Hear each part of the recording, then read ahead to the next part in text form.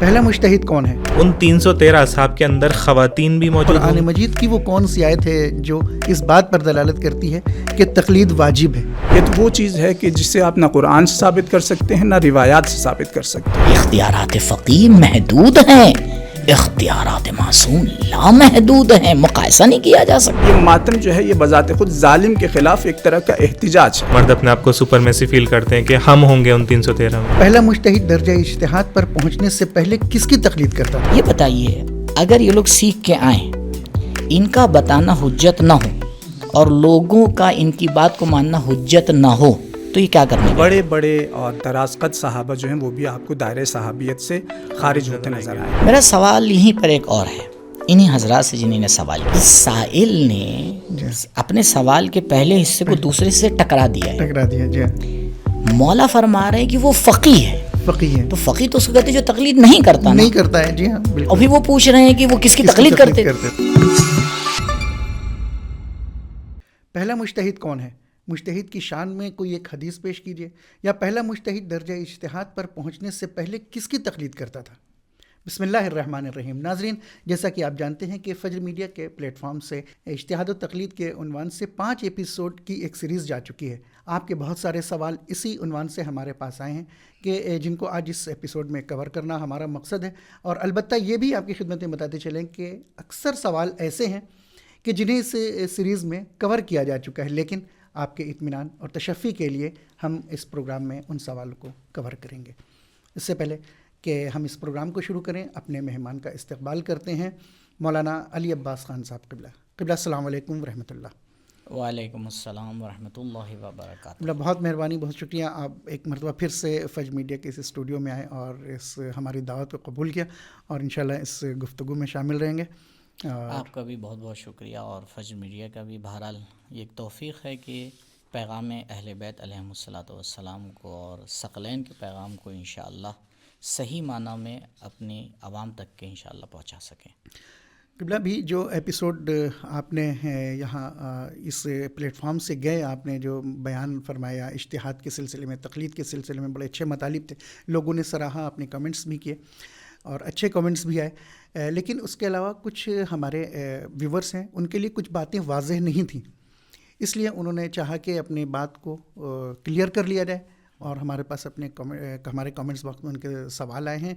आज हम चाहते हैं कि उन सवालों को आप जो हैं उनके तशफ़ी बख्श जवाब दे दें तो बड़ी मेहरबानी होगी इंशाअल्लाह। पहला सवाल ही बड़ा दिलचस्प है। किसी साहब का है कि कुरान मजीद की वो कौन सी आयत है जो इस बात पर दलालत करती है कि तकलीद वाजिब है? ये आयत से चाह रहे हैं कि कुरान की आयत से आप इस बात को वाज़ेह कर दें। औज़ु बिल्लाहि मिनश्शैतानिर्रजीम, बिस्मिल्लाहिर्रहमानिर्रहीम। पहला सवाल जो पेश किया गया कि तक़लीद को कुरान की आयत से, बहुत ही वाज़ेह आय नफ़र सूरह मुबारक तौबा की आयत नंबर 122। ये आयत बहुत ही वाज़ेह तरीक़े से आके इस बात की तरफ इशारा करती है कि कुछ लोग आएँ मदीने में, मराकिज़ इल्म में, उस ज़माने में मरकज़ इल्म मदीना था जी, आएँ कूच करें और कूच करने के बाद दीन में तफ़क्कुह हासिल करें, दीन को सीखें और समझें। अब जिस माना भी लें, बहरहाल दीन को सीखें, इतना तो समझ में आएगा इससे ना। लियतफ़क़्हु फ़िद्दीन, कोई भी आप कुरान का तर्जुमा उठा के देख लें तो उसमें गहराई के साथ दीन को सीखें। उसके बाद आयत बड़ी दिलचस्प बात कहती, जो लोग दीन हासिल करने आए हैं वो लोग पलटें और फिर कौम को इंजार करें, वो बातें जो सीख के आए कौम को बताएं। क्यों बताएं? जब उनकी तरफ पलट चुके, लअल्लहुम यहज़रून, कि शायद कौम जो है वो हिदायत के रास्ते पे आए, डरे और अल्लाह के पैगाम को समझे। ये बताइए, अगर ये लोग सीख के आएँ, इनका बताना हुज्जत ना हो और लोगों का इनकी बात को मानना हुज्जत ना हो, तो ये क्या करने गए हैं? सही बात। क्यों इनको दावत कुरान दी गई? क्यों कह रहा है? हाँ, इनको क्यों बता रहा है? ज़रूरी नहीं है कि जो लफ्ज़ हम तलाश कर रहे हैं वो हमें कुरान में मिले। कुरान आली मफ़ाहिम को आके बयान कर रहा है। जब कुरान कह रहा है कि ला रतबिन वला या बिसिन इल्ला फ़ी किताबिन मुबीन, हर खुशकुतर इस किताब में मौजूद है, तो ये बिल्कुल 2 4 वाली बात है कि हर खुशकुतर उस तफसील से नहीं मौजूद है जिसे हम और आप चाह रहे हैं। जी हाँ, बेशक। اور اتفاق سے انہی باریکیوں کے سمجھنے کو ہی اجتہاد کہتے ہیں. اگر کوئی قرآن کی ان باریکیوں کو نہیں سمجھ پا رہا ہے تو اس میں اور پھر عوام میں کیا فرق رہ جائے گا. یعنی جو باریک بینی سے ان آیات کی تہ کو ہٹاتا رہے اور پھر اس کے مطلب کو جی سمجھے. روایات ہیں مثلاً ائمہ علیہم الصلاۃ والسلام نے باریک بینی کے ساتھ تفسیر کا طریقہ اپنے اصحاب کو سکھایا ہے. جب راوی نے پلٹ کے پوچھا ہے فلاں آیت کے بارے میں، مولا نے ایک حکم بتایا. راوی نے پوچھا مولا یہ بتائیے یہ حکم کیا قرآن میں موجود ہے؟ مولا نے آیت بتائی تو اس نے کہا کس طرح سے؟ مولا نے بتایا اس طرح سے یہ دلالت کر رہا ہے. تو یہ طریقے سب اہل بیت نے ہمیں سکھائے ہیں. بے شک. اور انشاءاللہ آگے گفتگو میں عرض کروں ناظرین کی خدمت میں. تو خلاصہ یہ آیت نفر بہت ہی واضح طور کے اوپر آ کے واجب کر رہی ہے کہ جب آپ دین میں تفقہ کر کے جا رہے ہیں تو جا کے بیٹھنا نہیں ہے، لوگوں کو ہدایت کرنا، ہدایت کرنا ہے، ان کو بتانا ہے. اچھا آپ کہیں نہیں ہم تو آپ کی بات نہیں سنیں گے، تو پھر قرآن کہہ کیوں رہا ہے؟ سبحان اللہ، جزاک اللہ. قبلہ دوسرا سوال بھی اسی طریقے سے ہے کہ کیا رسول خدا صلی اللہ علیہ وآلہ وسلم نے فرمایا ہے کہ مجتہد کی پیروی یا تقلید کرو؟ صحیح. میرا سوال یہیں پر ایک اور ہے انہی حضرات سے جنہیں نے سوال کیا ہے کہ کیا رسول اکرم صلی اللہ علیہ وآلہ وسلم نے فرمایا ہے کہ تقلید نہ کرو؟ یہ بات ہے، یعنی پہلے انہی سب سوال کر لیا جی جائے. کیا منع کیا ہے؟ بھائی آپ یہ بتائیے حلال زیادہ یا حرام؟ حلال زیادہ ہے تو جتنی حلال دین کرنے والی چیزوں کو بتاتا ہے یا نہ کرنے والی کو؟ دین آ کے بتاتا ہے کیا نہ کرو. جی ہاں. کیونکہ ان کی بھائی آپ کے پاس نجاسات کہیں 9 عدد 10 عدد 11 عدد تو دین اس کو بتا دے گا. ہاں جو کم ہے اس کو بتائے گا. اب آپ اس پانی پاک ہے تو کہاں تک کہ آپ کو فہرست گنواتے رہیں گے؟ تو اگر کوئی ایسی چیز میں مشکل ہے تو آپ لا کے دکھائیے نا کہ نبی نے منع کیا ہے کہ بھائی یہ کام نہ کرو. ایسی تو کوئی روایت رسول نے کہیں نہیں فرمایا. چلیے یہ تو ایک بات ہو گئی. دوسری بات، ہم بخوبی تاریخ سے واقف ہیں کہ 90 سال سے زیادہ کے عرصے تک کے روایات رسول اکرم صلی اللہ علیہ وآلہ وسلم زمانے کے ظلم نے آ کے اس کو لکھنے کی اجازت نہیں دی. جی ہاں بالکل، یہ تاریخ میں لکھا ہے باقاعدہ موجود. لہٰذا نبی کریم صلی اللہ علیہ وآلہ وسلم کی روایات اہل بیت علیہم الصلاۃ والسلام کے ذریعے ہم تک پہنچی ہیں. لہٰذا یہ 14 نور ان میں آپ کسی کا بھی کلام لے لیجیے. اور مجھے نہیں لگتا کہ سائل نے جو سوال کیا ہے اور پوچھا ہے کہ رسول اکرم صلی اللہ علیہ وآلہ وسلم ان کی مراد صرف رسول خدا صلی اللہ علیہ وآلہ وسلم ہے. ظاہر ان کی مراد بھی روایت ہے.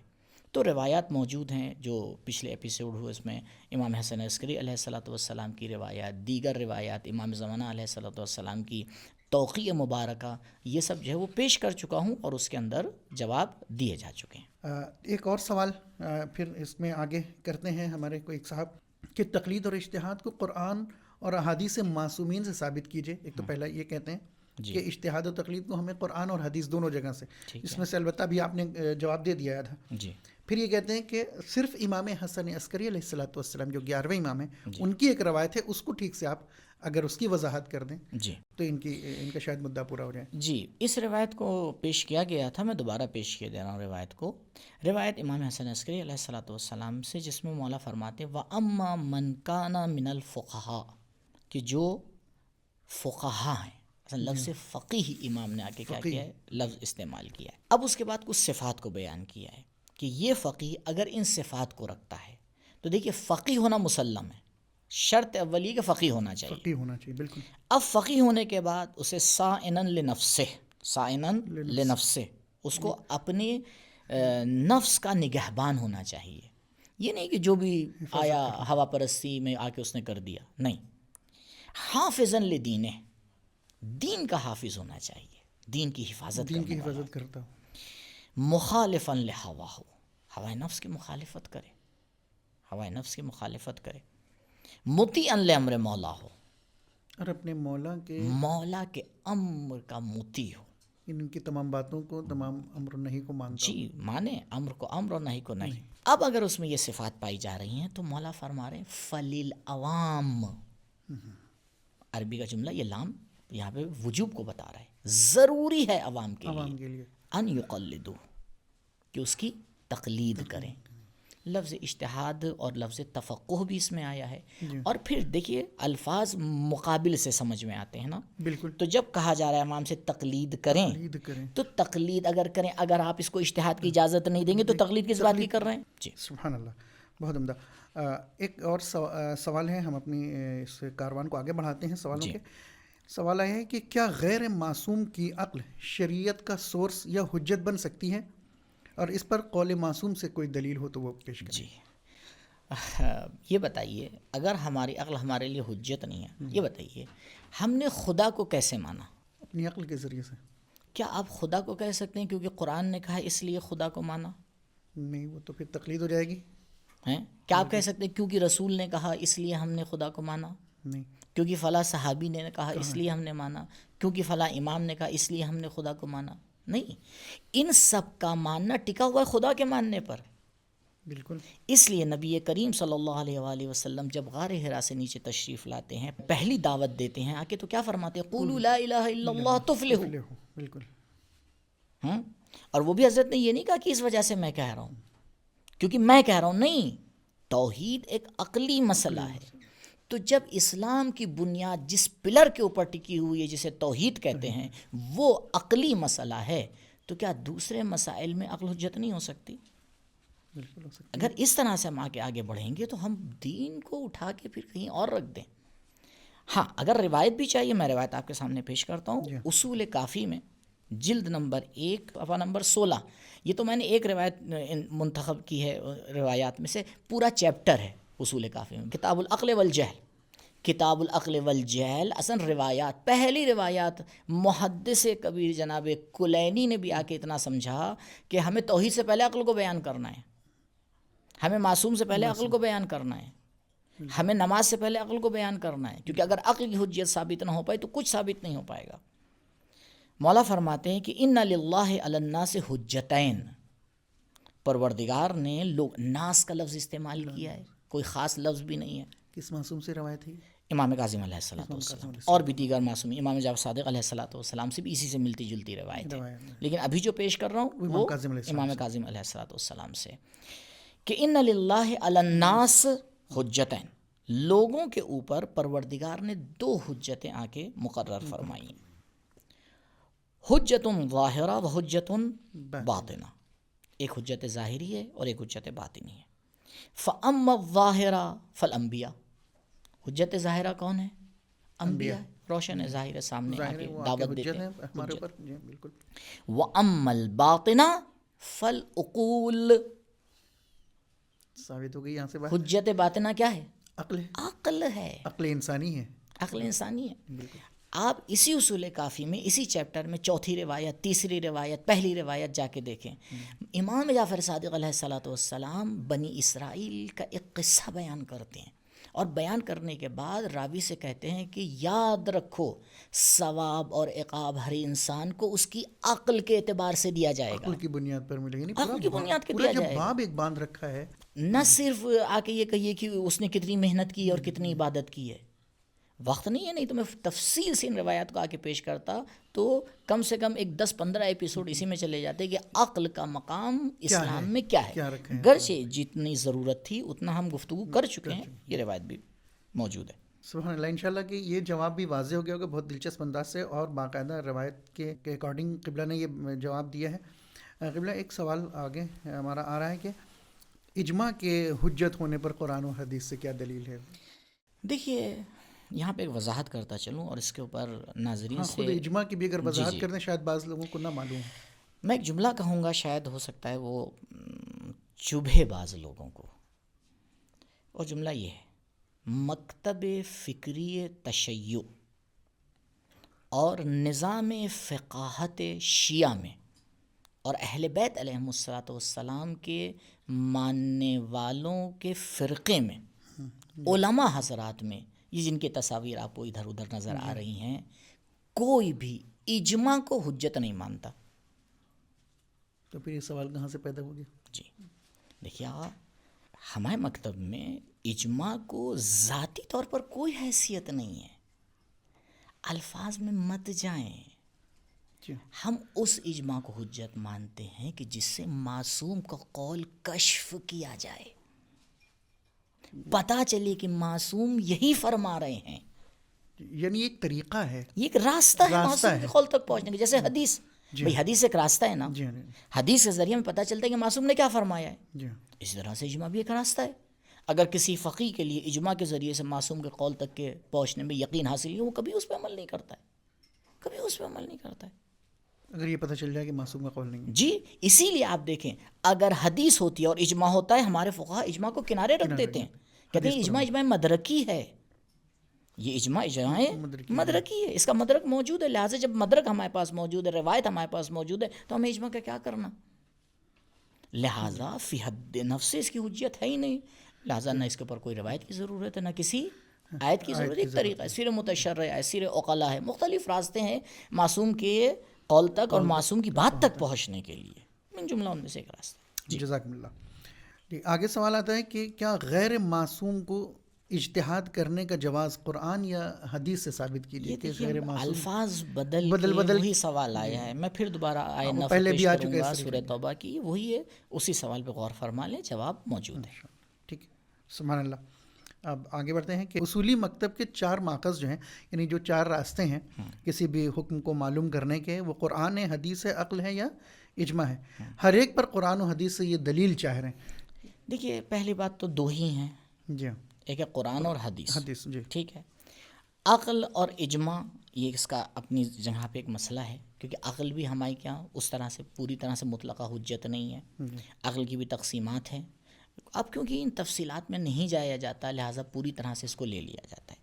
دیکھیے قرآن حجت ہے اور معصومین کی روایات حجت ہیں، یہ تو حدیث ثقلین بھی بول رہی ہے، خود قرآن بھی بول رہا ہے. حدیث ثقلین کے علاوہ قرآن سے آپ دیکھیں تو سورہ مبارکہ انعام کی آیت نمبر 38، خود یہ آیت ما فرطنا فی الکتاب من شیء، ہم نے قرآن کے اندر کسی بھی چیز کو چھوڑا نہیں، ہر چیز موجود ہے، تو کہاں سے جا کے لیں گے؟ قرآن سے ہی تو لیں گے. بالکل. اور اگر قرآن سے لینا حجت نہیں ہے تو قرآن یہ بات کہہ کیوں رہا ہے؟ بالکل. دوسری طرف سے حدیث ثقلین ہمارے پاس موجود ہے، تو لہٰذا عقل کے حوالے سے روایت میں نے پیش کر دی، اور تفصیل سے اگر روایات کو دیکھنا ہے تو ایک ہی جگہ جا کے دیکھ لیں، چاہے کتاب بہار ہو، چاہے وہ کتاب اصول کافی ہو، دونوں کتابیں، ایک متقدمین کی ایک متاخرین کی. پہلا چیپٹر جا کے دیکھ لیں، پہلا چیپٹر کتاب العقل والجہل، متعدد روایات اس کے اندر موجود ہیں. اجماع کے حوالے سے بھی عرض کر دیا کہ اجماع ذاتاً جو ہے حجت نہیں ہے. آگے سوال آ رہا ہے کہ روایت معصوم علیہ السلام کو قرآن سے پرکھنے کی حکم کی روشنی میں تقلید کا حکم قرآن سے کیسے ثابت ہوگا؟ میں بہت معذرت کے ساتھ یہ کہنا چاہوں گا کہ سائل کا مطالعہ بہت کم ہے. کم سے کم سوال کرنے سے پہلے جو ہماری حدیث کی کتابیں ہیں اس پر ایک سرسری نظر تو ڈال دیتے. روایت میں پیش کر رہا ہوں آپ کے سامنے، مولا فرما رہے ہیں پیش کرو ہماری حدیث کو کس پر؟ قرآن مجید میں، کتاب اللہ. پھر فما وافق کتاب اللہ، اگر وہ اس میں سے وہ حصہ جو موافق ہو اللہ کی کتاب کے ساتھ، فخذو، اسے لے لو، اسے اختیار کرو، اسے اختیار کر لو. وما خالفہ، اور جو اس کے خلاف نکل آئے اسے دیوار پر مار دو. یہ بتائیے کیا عام لوگ یہ سمجھ سکتے ہیں کہ حدیث کا کون سا حصہ قرآن کے ساتھ میچ کر رہا ہے، کون سا نہیں کر رہا ہے؟ اتنا مطالعہ ہونا چاہیے قرآن کا بھی اور حدیث کا بھی، اس کا اتنا یہ علم کیسے ہونا سمجھ چاہیے. میں آئے گا؟ یہ بغیر اجتہاد کے سمجھ میں آئے گا؟ یہ بغیر تفقع کے سمجھ میں آئے گا؟ یہ بغیر علم دین باریکی سے حاصل کے سمجھ میں آئے گا؟ نہیں سمجھ میں آ سکتا. سبحان اللہ. قبلہ ابھی تک ہم اپنے ناظرین کی خدمت میں بتا دیں کہ یہ جو سوالات ابھی ہوئے ہیں قبلہ نے جواب دیا، انشاءاللہ کہ اطمینان بخش ہوگا ان لوگوں کے لیے. یہ قرآن اور حدیث کے زمرے میں تھے سوال. اب جو ہمارے سوالوں کا سلسلہ ہوگا وہ تاریخی سوالات ہوں گے. کچھ تاریخی سوال بھی کچھ لوگوں نے کیے ہیں کہ جس کا جواب انشاءاللہ قبلہ دیں گے. پہلا سوال یہ ہے کہ پہلا مجتہد ہے کون؟ ماشاء اس کا اللہ، کیا یہ نام ہے؟ عام البلوا سوال ہے کہ پہلا مجتہد کون ہے. اچھا چلیے ہم نے پتہ لگا لیا پہلا مجتہد، کیا ثابت ہو جائے گا اس سے؟ اجتہاد کوئی فردی مسئلہ نہیں ہے، اجتہاد ایک تربیتی مسئلہ ہے. تاریخی پس منظر میں صادقین علیہم الصلاۃ والسلام نے آگے باقاعدہ اصحاب کی تربیت کی ہے. بالکل. مولا فخر کرتے ہیں اپنے تربیت یافتہ اصحاب کے اوپر کہ میرے اصحاب میں ایسے موجود ہیں، فقہا موجود ہیں، مجتہدین موجود ہیں، مفسرین موجود ہیں، متکلمین موجود ہیں.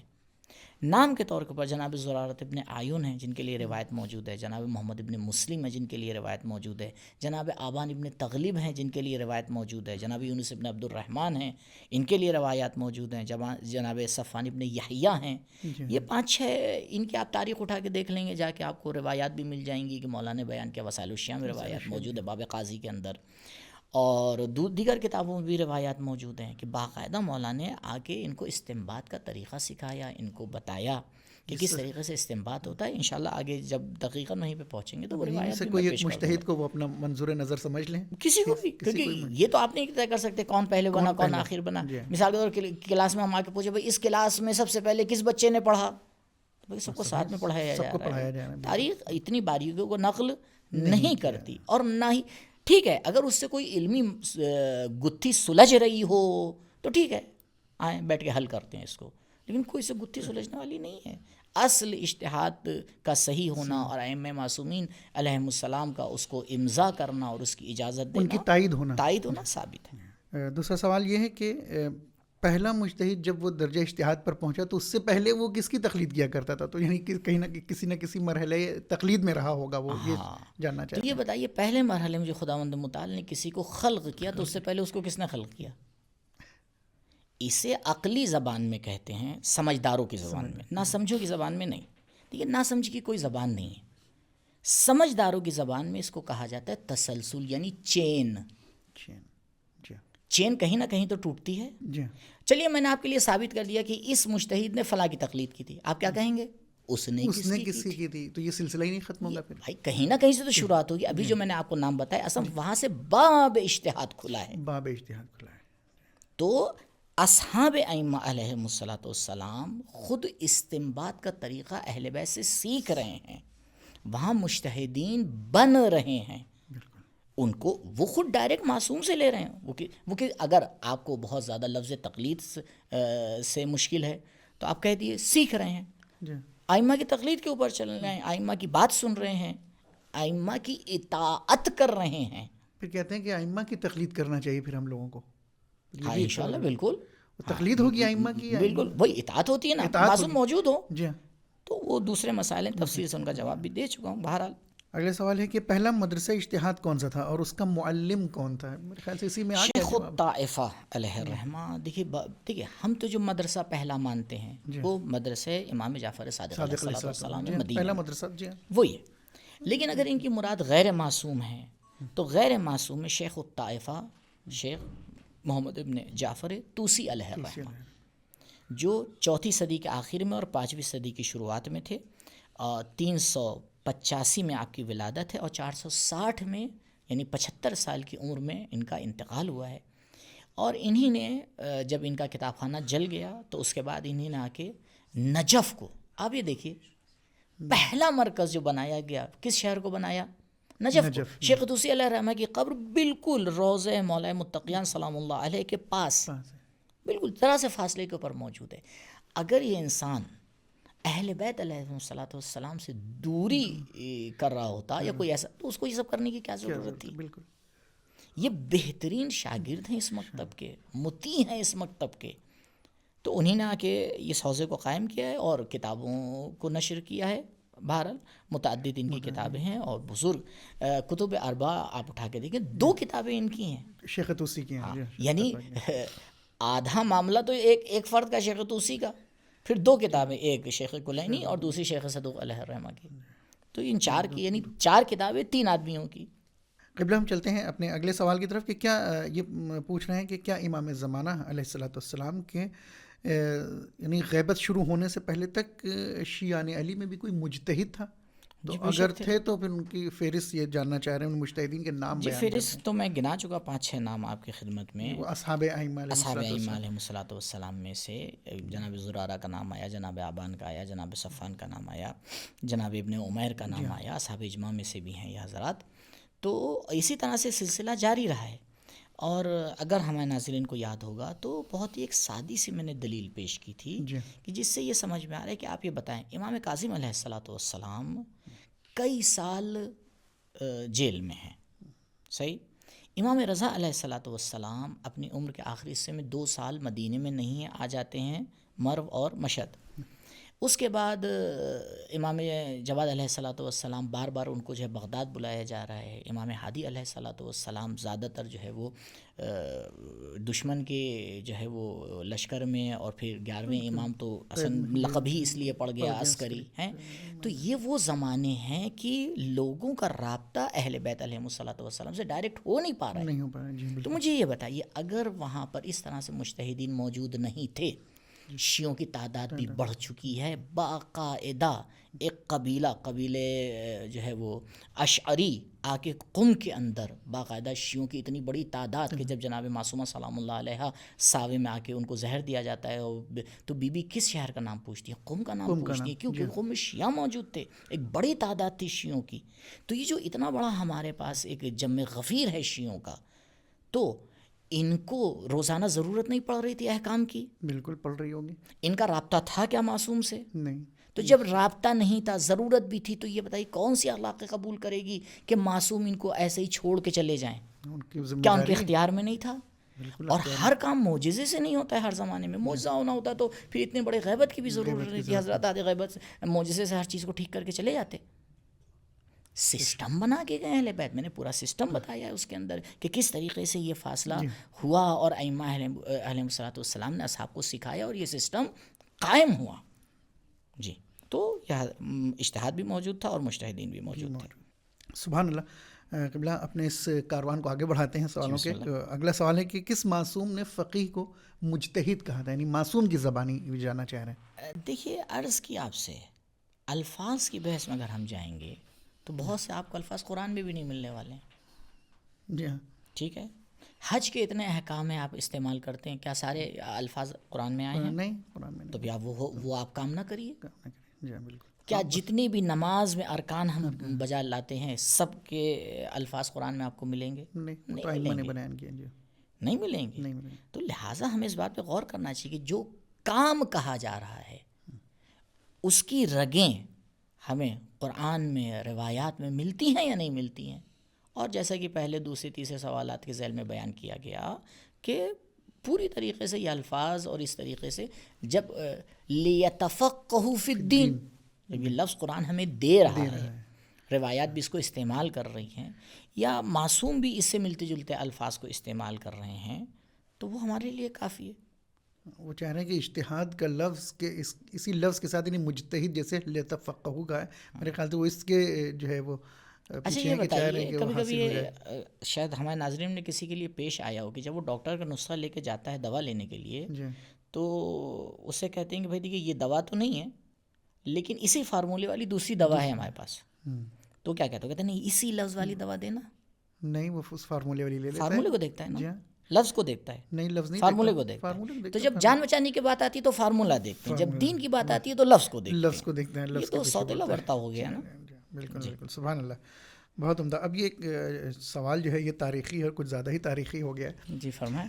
وہ فرما رہے ہیں کہ حضرت حبیب ابن مظاہر کو امام حسین علیہ الصلوۃ والسلام نے رجل فقیہ کہا ہے. جی. جب وہ خط لکھا ہے تو اس خط میں کیا وہ کسی کی تقلید کرتے تھے؟ اگر ہاں تو کس کی تقلید کرتے تھے؟ نہیں، یہ خود سائل نے اپنے سوال کے پہلے حصے کو دوسرے سے ٹکرا دیا ہے. جی. مولا فرما رہے ہیں کہ وہ فقیہ ہے. فقیہ ہے تو فقیہ تو اس کو کہتے ہیں جو تقلید نہیں کرتا. نہیں کرتا ہے. جی ہاں بالکل. اور پھر وہ پوچھ رہے ہیں کہ وہ کس کی تقلید کرتے تھے. کیا مطلب، وہ کیا کہنا چاہ رہے ہیں؟ تو لہٰذا سائل سے کہیے خود اپنے سوال کو پہلے خود سمجھیں کہ کیا کہنا چاہ رہے ہیں. انشاءاللہ اگر وہ سمجھ گئے ہیں تو ہمیں سمجھائیں. جب ہم دونوں آپس میں سمجھ جائیں گے تو پھر جواب دینے کی کوشش کریں گے. اگلے سوال یہ کہ امام زمانہ عجل اللہ تعالیٰ فرجہ الشریف کے نائب کا تقرر کس امام نے کیا؟ کس امام نے کیا؟ پھر یہ وہ انہی سوالات میں سے. سوال پہ غور کریے، میں تکرار کر رہا ہوں جو میں نے سنا. امام زمانہ عجل اللہ تعالیٰ فرجہ الشریف کے نائب کا تقرر جی کس امام نے کیا؟ جب سمجھ میں نہیں آتا امام زمانہ علیہ السلام جب ہیں تو کوئی امام ہے؟ کوئی امام نہیں. کوئی امام موجود نہیں ہے نا. نہیں. بھائی 11ویں امام کی شہادت ہوئی ہے تب امام زمانہ علیہ الصلوۃ والسلام مسند امامت پہ فائز ہوئے. صحیح. جی. اب جب امام مسند فائز امامت پہ آ رہے ہیں اور آ کے اپنے وکلا کو مقرر فرما رہے ہیں تو وہ خود مقرر کر رہے ہیں نا، نہ کہ کوئی اور، نہ کہ کوئی امام. کیسے ہو سکتا ہے بھائی؟ بالکل. میں نے عرض کیا کہ دیکھیے بات کو سنتے نہیں ہیں غور سے، سمجھنے کی کوشش نہیں کرتے ہیں. دیکھیے خالی ذہن ہو کے جانا چاہیے، پہلے سے فیصلہ لے لیں کہ نہیں یہ تو غلط کہہ رہا ہے، یہ تو ایسا نہیں ہے، یہی صحیح ہے. بس قبلہ سمجھ کے حق پرست ہوا جاتا ہے. بالکل یہ نہیں ہے کہ ہم طے کر لیں اور اس کے بعد حق کی تلاش کریں. یہ طریقہ صحیح نہیں ہے. بالکل صحیح نہیں ہے. ایک وقت میں کتنے نائب امام رہ سکتے ہیں؟ کتنے بھی رہ سکتے ہیں، کتنے بھی نہ. کوئی تعداد تو نہیں؟ جو امام نے بھی وَأَمَّا مَنْ كَانَ مِنَ الْفُقَهَاءِ، فقہا جمع ہے، جمع کا لفظ استعمال کیا ہے. پھر مولانا نے کہا جس کے اندر بھی یہ صفات موجود ہوں. دیکھیے ہم صفات پرست ہیں. کیوں؟ ہم آ کے معصوم کی تلاش کرتے ہیں. ہم کہتے ہیں بھائی معصوم دکھاؤ، ہو گیا بسم اللہ، ہم اس کی جو ہے وہ اطاعت کے لیے سر جھکا دیتے ہیں. حتیٰ اگر ہمیں یقین بھی ہوتا ہے وہ اس کے خلاف بات کہتا ہے تو ہم اس کی سنتے ہیں، اپنی نہیں سنتے ہیں. شخصیت پرستی نہیں ہے، کمال پرستی ہے. یہ ملے تو یہ کمال تو ڈھونڈ کے لاؤ. مولانا نے کہا جس میں یہ کمال پایا جائے، کے اندر یہ کمال پایا ٹھیک ہے، جس میں کمال پایا جائے بسم اللہ. اسی لیے عوام کو اختیار دیا گیا ہے کہ وہ خود آ کے ان کمالات کو فقیہ میں تلاش کریں. جی کوئی فقیہ آ کے ہی نہیں کہتا ہے کہ مثال کے طور پر نہیں تمہارے لیے ضروری اسی کی تقلید کرو. کیا کہا جاتا ہے بھئی یہ صفات ہے، جائیے آپ تقلید کریے، پوچھئے، پتہ لگائیے، تحقیق کریے، جستجو کریے. آپ کو لگتا ہے کہ اے میں یہ صفات موجود ہے، بسم اللہ تقلید کریے. نہیں ہے بی میں موجود، بی میں اسی لیے جس کے اندر صفات بیان کر دیا، صفات ہمارا کام ہے. جی بالکل. چلتے ہیں آگے کہ سوال ہے کہ نائب امام کو کیا امام کے اندر جو صفات پائے جاتے ہیں ویسا ہی ہونا چاہیے یا نہیں؟ بالکل نہیں ہونا چاہیے، ہو ہی نہیں سکتا. دیکھیے قرآن کہہ رہا ہے کہ ہم نے زمین پر اپنا خلیفہ بنایا. ٹھیک ہے نا، تو وہ نائب ہوا نا.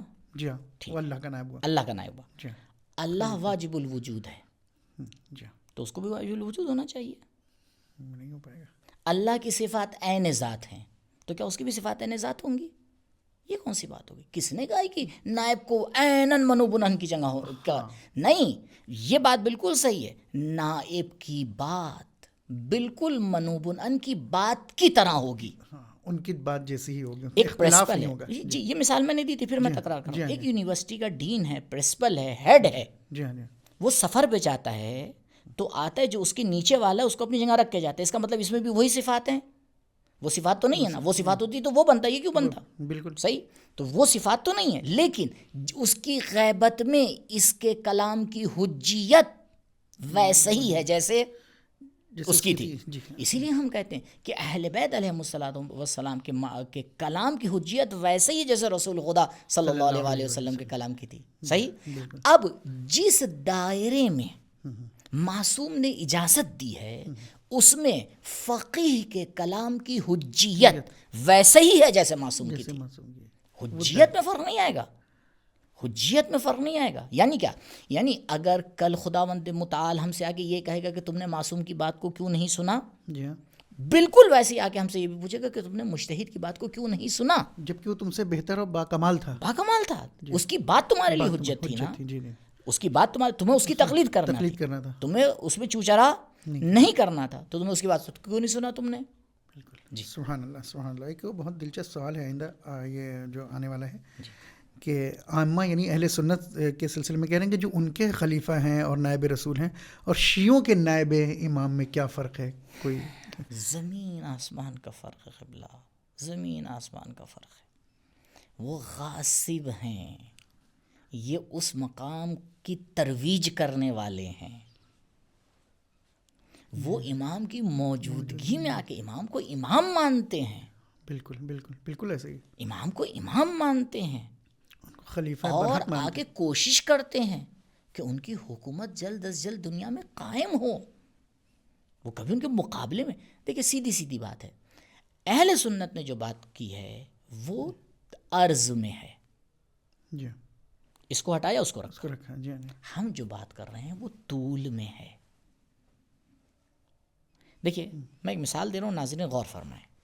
ابھی یہ جو انگلیاں ہیں آپ کو عرض میں نظر آ رہی ہیں نا، تو یہ آپ کو ابھی 4 نظر آ رہی ہیں، 1 نظر آ رہی ہیں.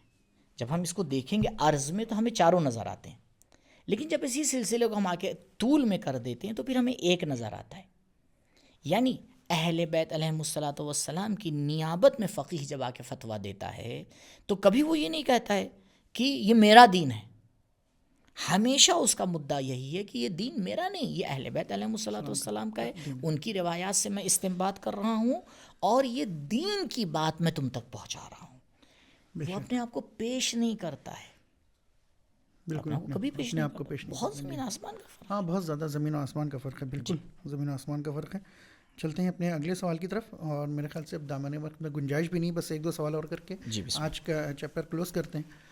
ایک سوال ہے کہ اصولی کو اصولی کیوں کہتے ہیں؟ ہاں، اصولی کو اصولی کیوں کہتے ہیں تو بہت سیدھی سی بات ہے، کیونکہ فقہا استنباط کرنے کے لیے بہرحال روایت کی طرف رجوع کرتے ہیں. جی اور روایات کی طرف رجوع کرنے سے پہلے ہمیں ضرورت ہوتی ہے کہ ہم کچھ قوانین کی طرف جائیں. خود روایات میں آ کے اس بات کو بیان کیا گیا ہے. مولا فرماتے ہیں علینا القاء الاصول وعلیکم التفریع.